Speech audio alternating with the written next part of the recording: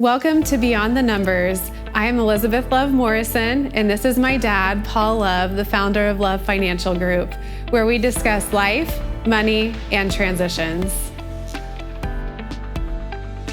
In today's episode, we will be speaking about becoming suddenly single, either through death or divorce, and how to make sense of your financial situation during this season of change.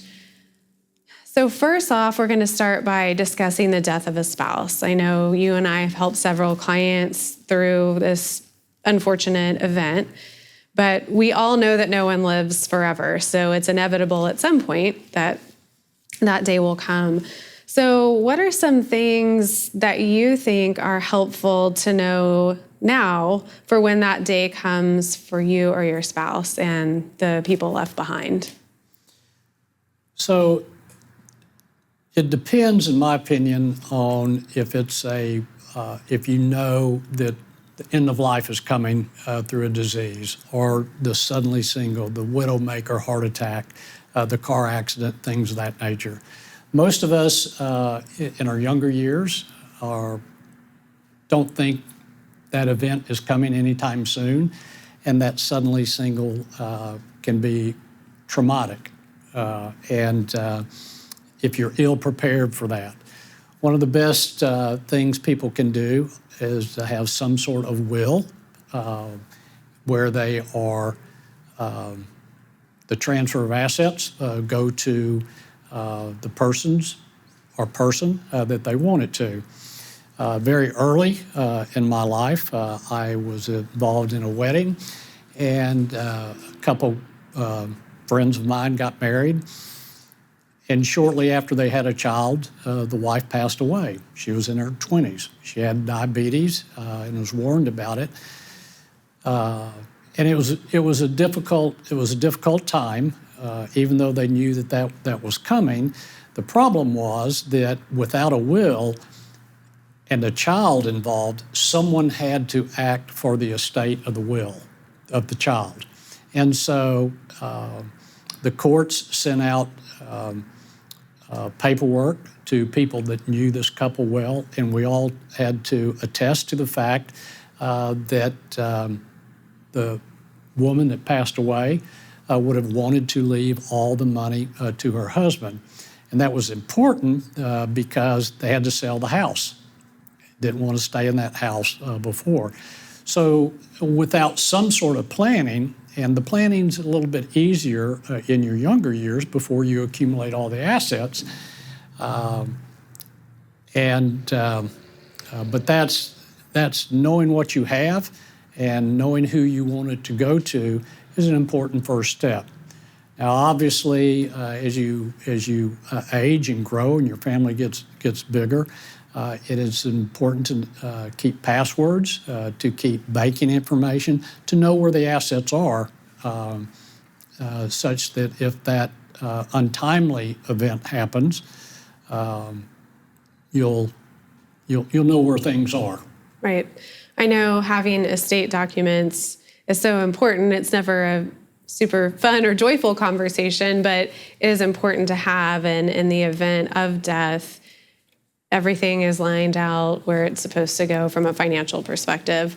Also, one thing that I would add to that is both spouses at least having some financial understanding of assets. So I know you and I have worked with couples where a spouse has passed away and the one left behind maybe wasn't involved in a lot of financial decisions or any at all and left that up to the other spouse. And there's a learning curve there. And when you're already in such an emotional time, that's something you don't want to have to worry about. So typically in marriages, there may be one spouse that does most of the finances, but at least having a general understanding for both spouses is important and something that can really help you during that time. That's right. And one of the things we do quite frequently is we try to educate our clients and the public on how to title assets. You may not even think about your spouse who went out and bought a car. Well, if that car is titled only in that spouse's name instead of jointly. If death of one spouse, if that spouse that survives is not on that title, then it needs to go through probate, and it's a little bit of a hassle. There are things, even your home title should be joint right of survivorship. Brokerage accounts, bank statements should be joint. And there's also something called a transfer on death, which makes it very easy. And there are ways to minimize going into probate and delaying the transfer of assets to the surviving spouse, but it just requires a little bit of work. That's right. A little bit of time on the front end is worth it in the long run. Right. And it's nothing you have to do at all. I mean, it's just, do you care to make it easy on the survivors or not? And I don't think anyone would maliciously want to put it off, but we all live busy lives. And it's out of sight, out of mind. Nobody thinks about the title of their home, the title of their car, or their brokerage accounts, or their 401ks, okay? Nobody because you're running on a treadmill. Right. You're trying to get to the job. You're trying to do this. You're trying to pick up your kids. We've all lived through it. And so with those demands of life, this is one thing, kind of like cleaning your tires or cleaning your toilet It's easy bowls. to put on the back It's easy burner. to put off, Yeah. okay? So, but when the event happens, it's kind of like the story of that you tell your kids about the three pigs. One built their house of straw, one built it out of sticks, but one built it on a foundation. The ones that build it on that foundation make it very easy for the survivors. That's right. Moving into the next question, just from your years of experience, because I know we've come across this a lot, and you have in the practice. What is something that you have seen that has really hurt a family financially after the death of a spouse or a loved one? Oh gosh, there's a lot of things that can hurt. One of the things is potentially not having enough life insurance. Term life, which we are an advocate for, is very, very inexpensive. And again, I'm going to use myself as a personal example. When you were small, mom wasn't working, and the mortgage and all the things we had to pay. I had a very large sum of term life insurance. And so that term life insurance was only $100 a month. And I was protecting my future income with that. I currently have no life insurance because my 401k and my savings have taken care of that. And my spouse, if she survives me, will be well taken care of. But during the time, I guarantee you would not have gone to Baylor if I did not have some life insurance and had passed in my 40s. You're kind of saying during that accumulation phase, before you've reached retirement and have those investment accounts, that having a backup like term life is important. Yeah, that's one of the things. And in fact, some of the major energy companies, one of their benefits is as you're working your way up through the corporate ladder, you have multiples of insurance, multiples of salary, and they start out with a high multiple. And just for your information, the Wall Street Journal had a great article on life insurance. What are your needs? And typically, in your 30s and 40s, again, if you have a couple of kids with it, they said, well, maybe 10 times your annual salary is a good thing. And so as my obligations, as Baylor was paid off and you went off into your career, I started reducing mine. And so I kept a certain multiple until I thought we had enough assets to take care of Barbara with that. And so the house gets paid off, and you're in a very liquid position. Your need for life insurance should be gone, and there's no excuse for not having enough life insurance because, again, we don't sell life insurance, but it's very, very inexpensive. I know term life, like you were saying, even $100 a month for something that could have a severe impact if you didn't have it. And the next thing you talk about, it would not hurt couples to sit down and have a financial discussion once a year, and just to inform each other about where they are financially. It helps. I laugh a little bit. I know when Mom stayed home with you and I was the sole income earner for a while, she hated those discussions because I'd always bring up the household expenses, and she took sometimes personal offense to that because she was the one buying all the things. But again, each couple has their own dynamics. We got through it. We had an understanding of it. But in the unfortunate event, we've had couples who were suddenly single in their early 50s. The widowmaker, people don't know their health issues, and that she had no passwords. She did not know where the money was. She didn't understand the company benefits. She had no idea about the cash flow, how much they went through. And that's one of the things, whether you're going into retirement, whatever you're doing, at least have a basic understanding of cash flow. Does it require $5,000 a month? Does it require $10,000 a month? Are you spending $20,000 a month? Where's the money going? And while one spouse may be more in tune to that than the other, if you do become suddenly single, at least you'll have an idea of what your cash flow needs may be. That's really important, and something I know we talk with all of our clients about, whether they become suddenly single or not. But once you find yourself in that place, it's so important to at least have a general idea, like you were saying, of what your income is. So kind of switching into the other side of suddenly single through divorce, death is inevitable at some point, like we were mentioning earlier, but divorce is something that's usually unexpected and not planned for. And so if you find yourself in that situation, it's a very emotional time on top of trying to figure out, how am I going to create this new life for myself financially? Because you're trying to figure out, how are you going to pay for things that maybe you aren't having to fully think through that before. Unfortunately, that happens. And you and a lot of your peers, my generation used to call it the 7-year itch, when you're coming from, this euphoric period of love until the mundane routine of going to work. And so unfortunately, some couples don't work through that, and that ends in divorce. That's another suddenly single situation. You have taken the Certified Divorce Financial Analyst certification, which I was pretty impressed with those questions. Why don't you tell people what that entails?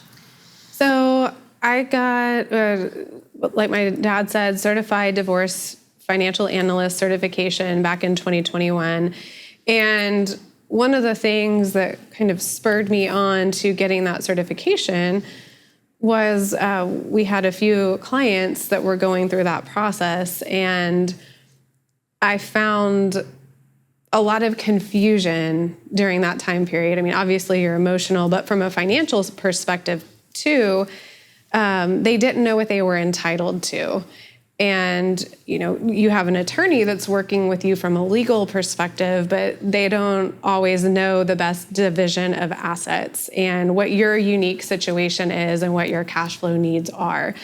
And so I decided to take this exam to be able to help people that were going through this unfortunate time in their life, but really to be a voice and be able to come alongside them and aid them financially as they kind of rebuild what they once had and going into the future. As a CDFA who works with clients during all phases of divorce, what are the most common challenges to financial stability that you've seen? So there's a few things that I really see as hurdles to financial stability. The first thing is just a lack of knowledge. So you find yourself going through a divorce, maybe it was unexpected, and like we were mentioning earlier about understanding cash flow, this individual really has no idea what things cost, what their assets are, really where to start. So it is common, but getting kind of an inventory early on in the divorce process is really important, so you can know and use your attorney as a guide to advocate for you what you need to live into the future and take care of the things that you need to take care of, whether it's children, a job, etc. The other thing, and this kind of ties into that, is a settlement that doesn't fit.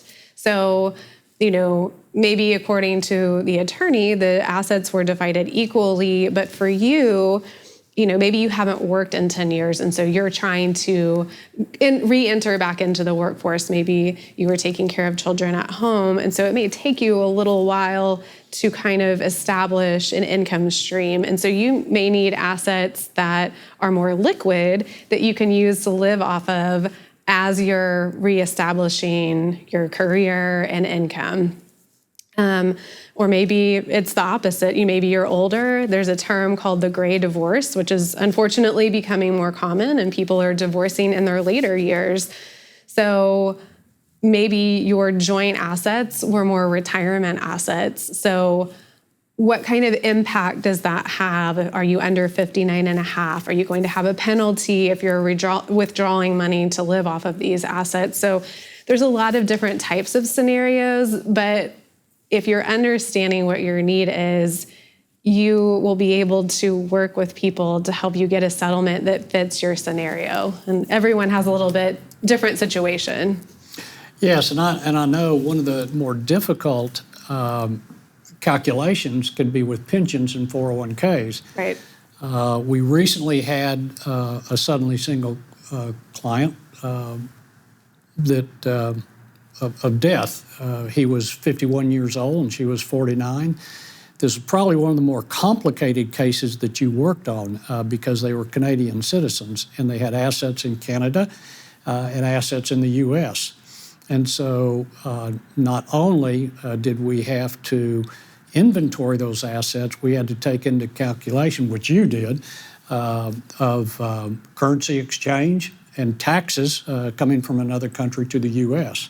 You did a great job in recommending to the attorneys that she pull the assets during this time that were more liquid.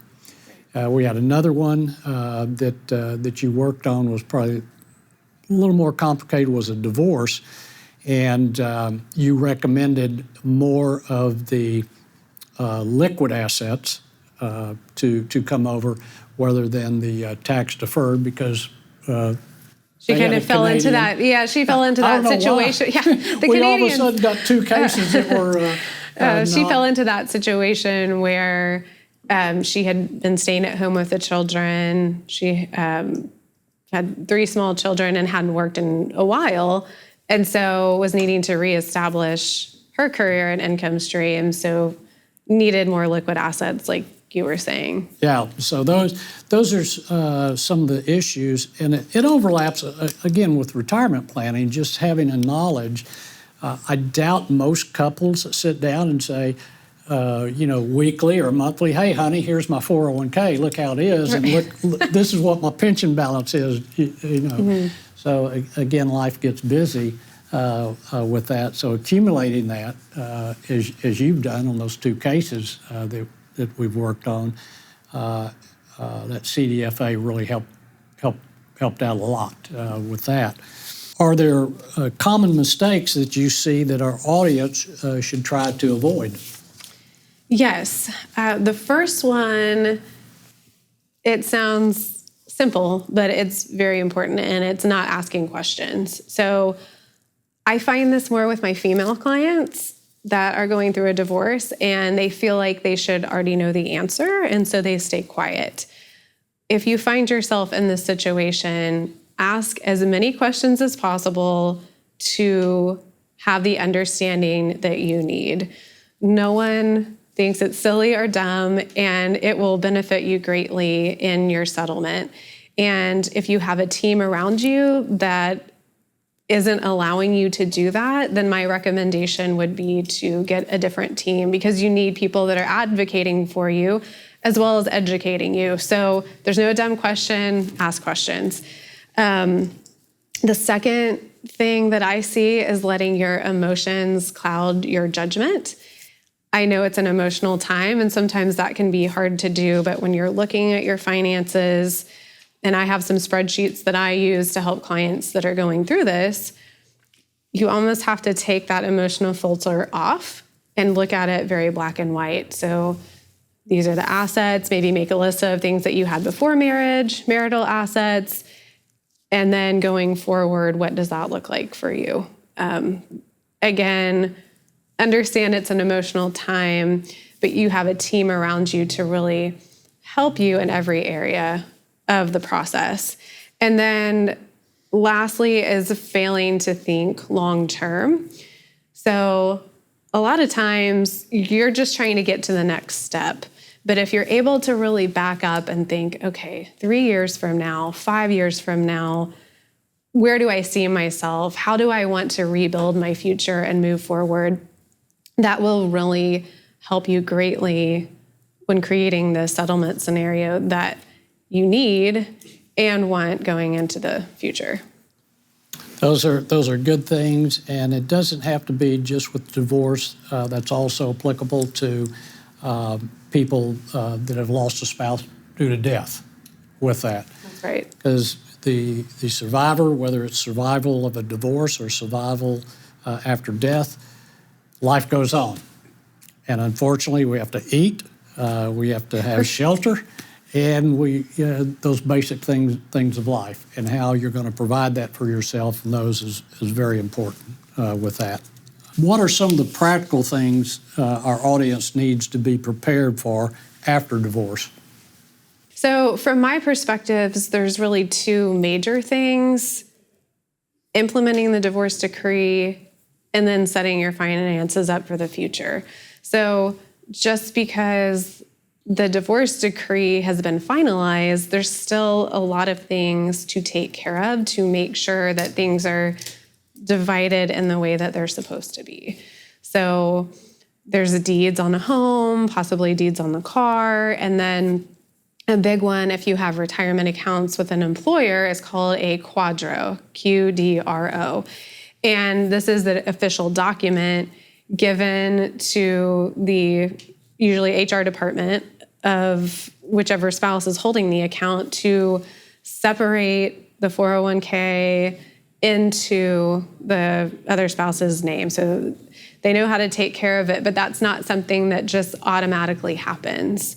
And that's a common misconception. Oh, well, it's final, so everything's divided. So that would be my first recommendation, is to make sure you have someone that is doing that for you, but just making sure that that happens to get everything finalized.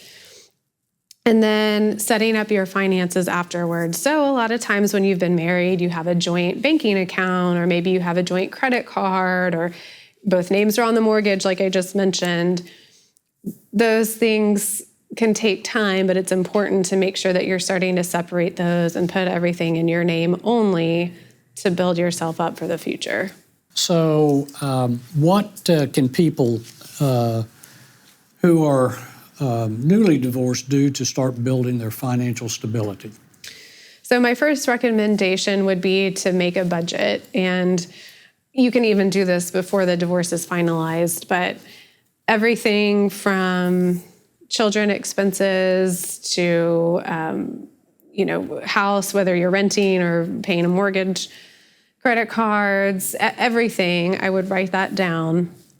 And then write down what your income is going to be, whether it's from your career, maybe you're receiving spousal support for a certain amount of time, maybe you're going to be receiving some child support.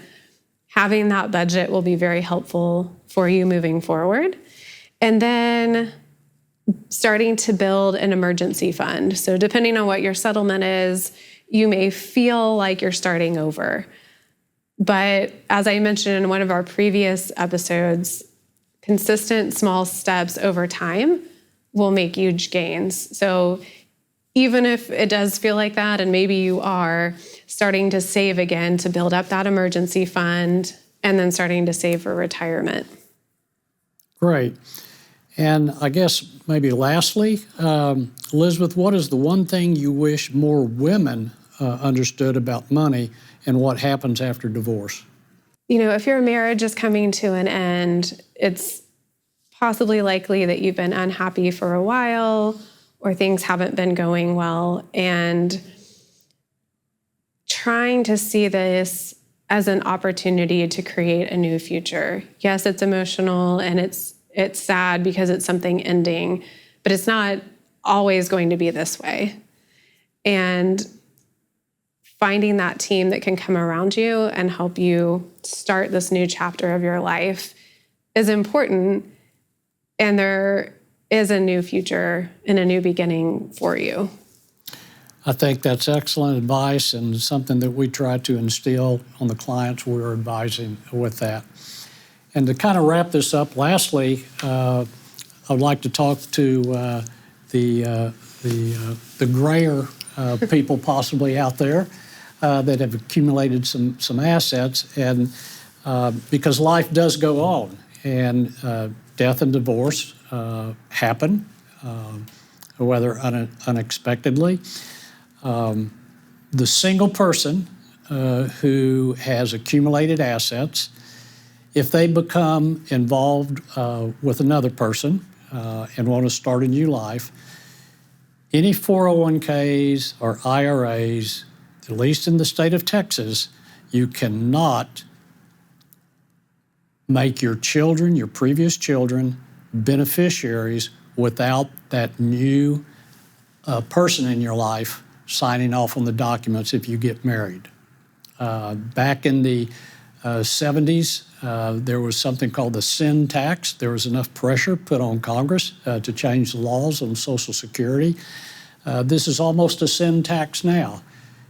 Older people who are married, who have accumulated assets, don't get married just for the fact that they don't want to sign all their assets over to possibly a new spouse and cut out their children. There are ways around that, but you have to address those issues. If a new marriage is in your plans, you definitely need to have a conversation about that. I have many friends who are in this limbo situation. They didn't think about that. They've had successful careers, and now that they're remarried, their new marriage, the spouse is their primary beneficiary. Whether they change their beneficiary documents or not, even if you don't, if you name your kids as beneficiary, if you pass away with those assets and you have a spouse, she can go to court and tie up those assets and more than likely receive those assets. So be aware of that. So I hope this has been helpful, and we've enjoyed passing this information on.